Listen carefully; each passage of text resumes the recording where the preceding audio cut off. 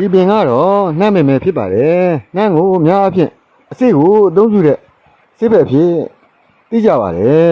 သူ့ရဲ့ရတာကစက္ခါချူဖန်စိတ်ရတာရှိပြီးတော့ပူတဲ့တတ်တည်ရှိပါတယ်ကြီးကျက်တဲ့အခါမှာ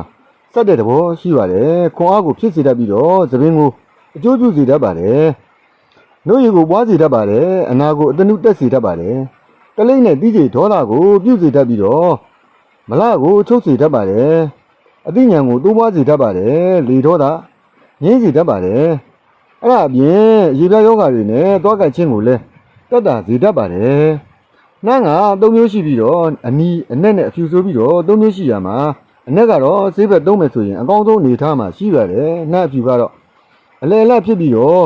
တုပ်သွေးကိုပွားစေတတ်ပါတယ်တခြားတော့နှမ်းတွေကလည်းကြည်ကြက်လွယ်တဲ့သဘောရှိပါတယ်နှမ်းကိုရေနဲ့ကြိတ်ပြီးတော့စီဦးနဲ့ရောပြီးတုပ်ပေးမယ်ဆိုလို့ရှိရင်တော့မြင့်တဲ့ယောဂ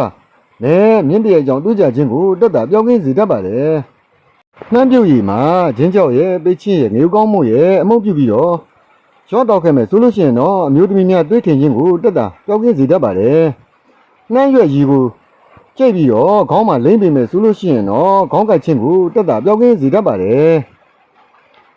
နှမ်းရဲ့အညွန့်ကိုရိတ်မှာ6လမ်းပြာချပြီးတော့အဲ့ဒီပြာကို9ဘဲကနေ10ဘဲအထိနေတိုင်းတောက်ပေးခဲ့မယ်ဆိုလို့ရှိရင်တော့ကြောက်တဲ့ယောဂါကိုတက်တာပြောင်းကင်းစေတတ်ပါတယ်နှမ်းပတ်နဲ့နနင်းကိုရင်းနဲ့ကြိတ်ပြီးတော့လိမ့်ကြံပေးမယ်ဆိုလို့ရှိရင်တော့ပင့်ကူစိတ်ကိုတက်တာပြောင်းကင်းစေတတ်ပါတယ်နှမ်းမြင့်ရဲ့နှမ်းရွက်ရဲ့ပြုတ်ပြီးတော့အဲ့ဒီအရေးကိုသပင်ကိုဆေးပေးခဲ့မယ်ဆိုလို့ရှိရင်တော့သပင်ဖြူခြင်းကိုတက်တာပြောင်းကင်းစေတတ်ပါတယ်